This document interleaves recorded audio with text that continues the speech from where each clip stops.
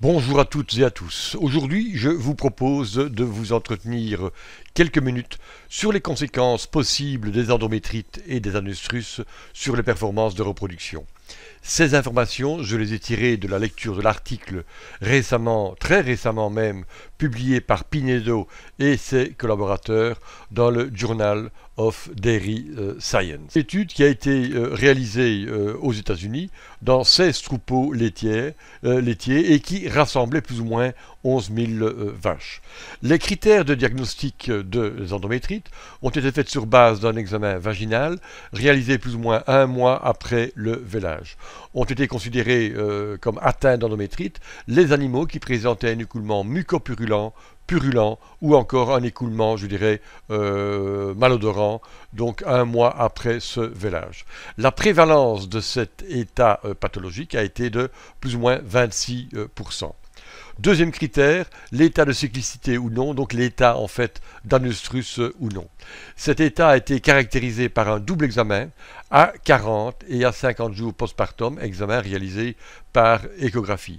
Ont donc été considérés comme étant cyclés, donc ne présentant pas d'anustrus, les vaches qui à 40 ou à 50 ou à 40 et à 50 présentaient bien entendu à l'échographie un corps jaune. Ainsi, quel que soit l'état de cyclicité ou l'état pathologique ou non, aucun de ces animaux n'a reçu un traitement. Les animaux ont donc été répartis en 4 catégories. La première catégorie, c'était les animaux qui ne présentaient pas d'écoulements anormaux, mais qui présentaient un corps jaune. Deuxième catégorie, les animaux qui présentaient un écoulement anormal, mais présentaient un corps jaune également. Troisième catégorie, les animaux qui ne présentaient pas d'écoulements anormaux, mais n'étaient par ailleurs pas cyclés. Et enfin, quatrième catégorie, les animaux qui présentaient tout à la fois un écoulement anormal, mais n'étaient pas cyclés. Envisageons maintenant la prévalence de ces 4 groupes.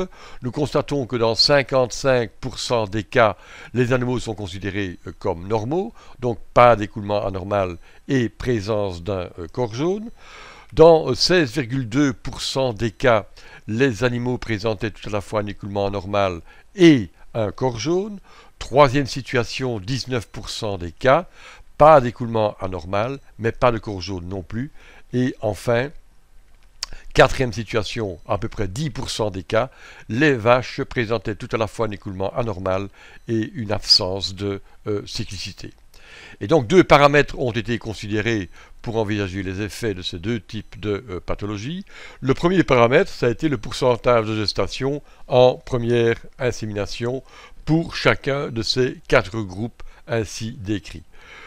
Nous constatons directement que le pourcentage de gestation en première insémination diminue.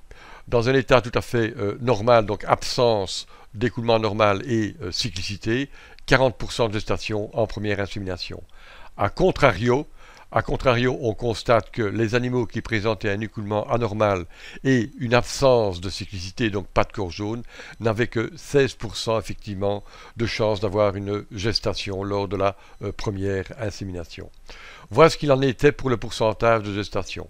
Un deuxième paramètre a également été envisagé et étudié, c'était l'intervalle entre le vélage et l'insémination fécondante. Eh bien, cet intervalle a été de 120 jours en cas de situation normale, c'est-à-dire pas d'écoulement anormal et un corps jaune à 40 ou à 50 jours. Et on peut ainsi mesurer les conséquences directes de l'une ou l'autre, voire des 2 pathologies, sur le temps nécessaire à l'obtention d'une gestation.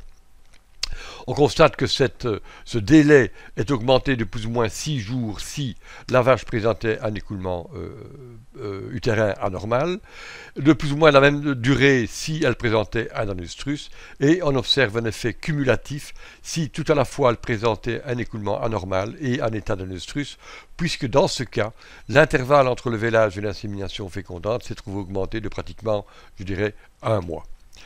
Si maintenant on veut regarder de plus près les effets sur une mortalité embryonnaire, eh bien on constate que ces 2 pathologies ne se sont pas traduites par une augmentation de la mortalité embryonnaire tardive, établie sur base d'un constat précoce par échographie et d'un constat tardif par palpation manuelle.